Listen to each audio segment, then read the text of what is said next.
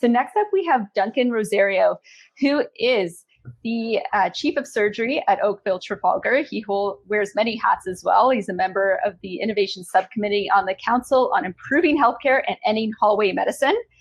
And tonight is talking about the concept of virtue and how it can advance healthcare post-COVID-19.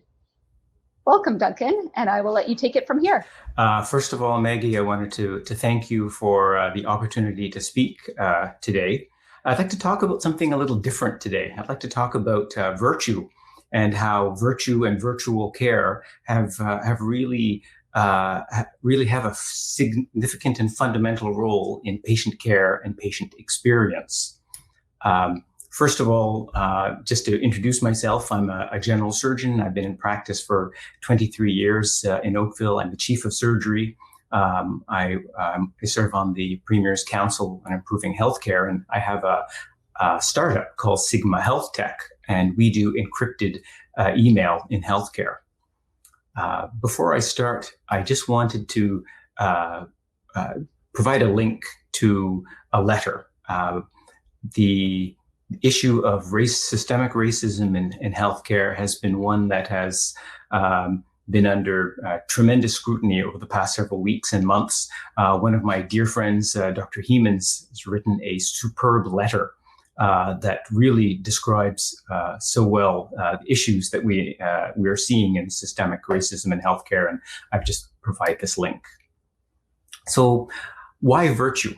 I wanted to talk about virtue because there has been a groundswell. There's been a fundamental change in the focus of business over the past 50 years.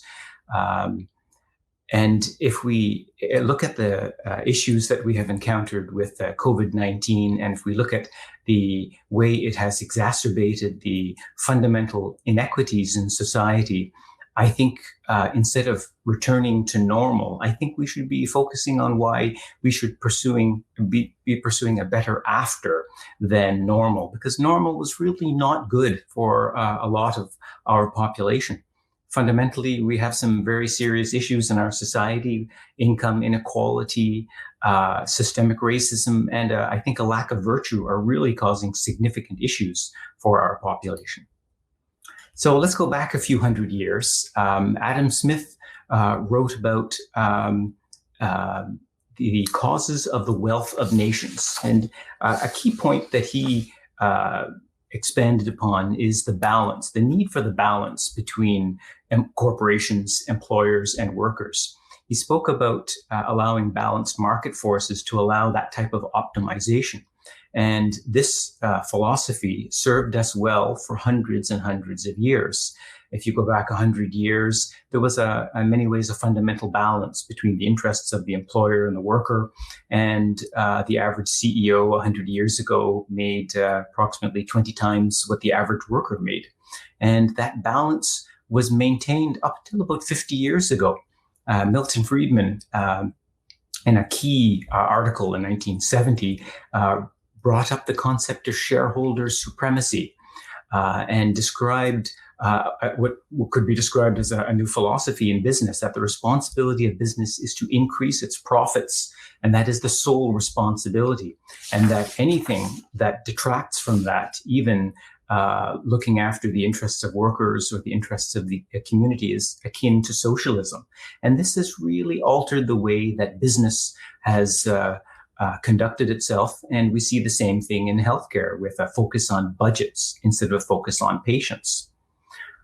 Business, fortunately, has started to come around, and the biggest group of capitalists, the Business Roundtable, has redefined their purpose last year, understanding the importance to focus on an economy that serves everyone, serves consumers, suppliers, and shareholders. And so the dichotomy is, should one in business, or as a business person or in healthcare, pursue profit or pursue virtue? The Gallup organization, looking at engagement in workers, identified the fact that only a third of our employees at any point are really engaged in the work and display something key to any employer called discretionary effort. Let's look at what we do in healthcare. We spend $60 billion a year, yet we still rank only 9th out of 11 countries in the OECD rankings. And so this is outcomes. Virtual care and what we're doing in virtual care is not an outcome. It's a thing. So the question is there a better focus? Is there a better way to align our vision? Well, my suggestion is that we go back 2,500 years and look at the teachings of Plato. And Plato teaches that trust, compassion, courage, justice, wisdom, temperance, and hope are the pathway to success and happiness in life. And we're understanding more and more now that this is actually the pathway to success in business, and I believe in healthcare as well. In our workforce, trust creates that magical thing called discretionary effort. Compassion is a key aspect of what we do in healthcare, but compassion instead of empathy. We need to feel the pain of our patients and institute an action to actually relieve that. And that's, of course, the focus of what we're doing in healthcare. Is it advantageous for businesses to demonstrate compassion? Well, it's clearly demonstrated now that when customers perceive an organization to show empathy, it enhances their attachment to the company and is fundamentally good for the organization. The importance of courage, which we're seeing more and more now in this COVID outbreak, the importance of taking risks for the right thing, standing up for our colleagues, standing up for our patients, and standing up for the right thing. Justice, a very key thing that we're looking at in healthcare and in business, promoting equality, diversity, and fundamentally, politics is about who gets what. And if we care about that in our organizations, we need to have a focus on justice, and in particular, economic justice.